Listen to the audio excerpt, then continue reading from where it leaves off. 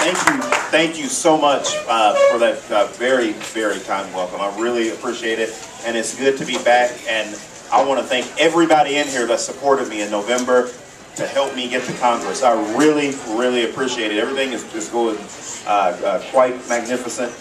You saw the inauguration. State of the Union was just last week, and I got to talk to the president as he walked down the aisle. I saw you on MSNBC. Did you see me on MSNBC? Yeah, and I hope that I didn't look, I hope I looked like a respectful congressman when I was talking. So, but thank you very much because we do have a lot of important, things that we need to solve for the country. But if you would just let me reiterate what Omar was talking about and what Dan was talking about. If you have the opportunity to go to Austin, please do.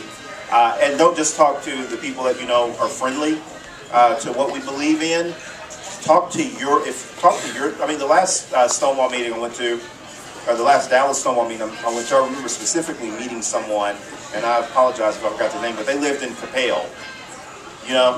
Talk to Linda Harper Brown or whoever represents. Go and talk to that state representative that represents you. Even if you know that they disagree with you, be respectful and nice to them, but tell them that you expect to be treated equally, that you expect for them to do the right thing, and that you want them to vote the right way on these issues, which is moving forward in the 21st century. So please go on the trip if you can. Like I stated a little bit earlier, everything is really going great right now. I'm very worried about the sequester, just because of the impact that could have on us here locally. We need to get that done. We need to, Republicans need to put aside their partisan political differences, and let's help the president and help the other members of Congress that want to keep our economy moving in the right direction. Right now, things have improved quite remarkably here, particularly in the North Texas area.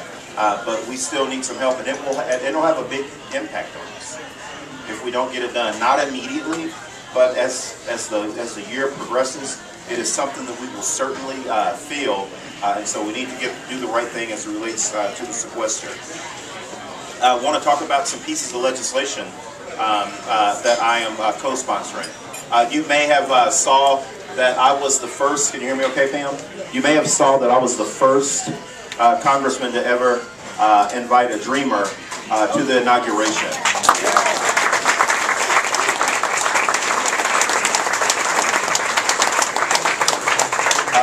Julietta Garibay, who actually used to live here in Dallas. She went to Richland College, and I think that Julietta is a perfect example of why we need an immigration bill passed today. Julietta has a degree in nursing and a master's degree in nursing, an area where we have a very hard time filling positions here in the state of Texas. We have a lot of kids that go off to college to major in nursing and end up having to drop out just because they have such a hard time with freshman college algebra.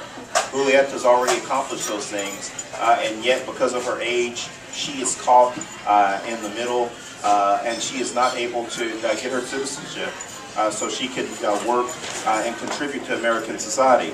That is why we need a comprehensive immigration reform bill passed today. I support the president 100% on the principles that he's laid out.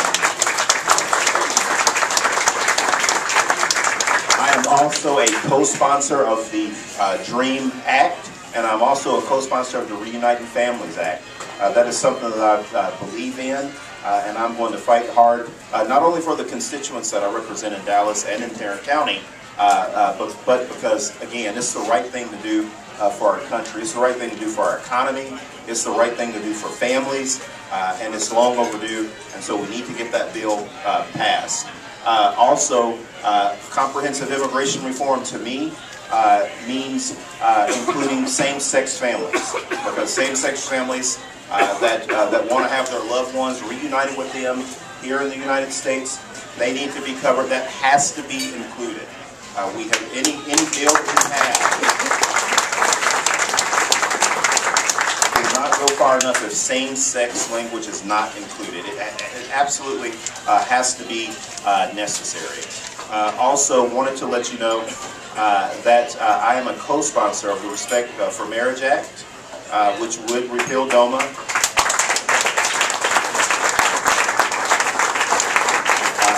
also co-sponsoring ENDA, which is also very, very important.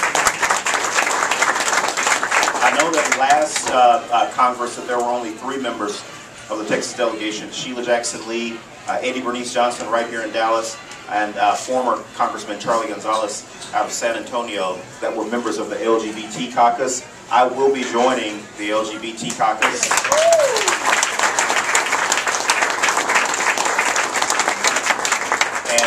And I can promise you that I will represent LGBT issues very strongly.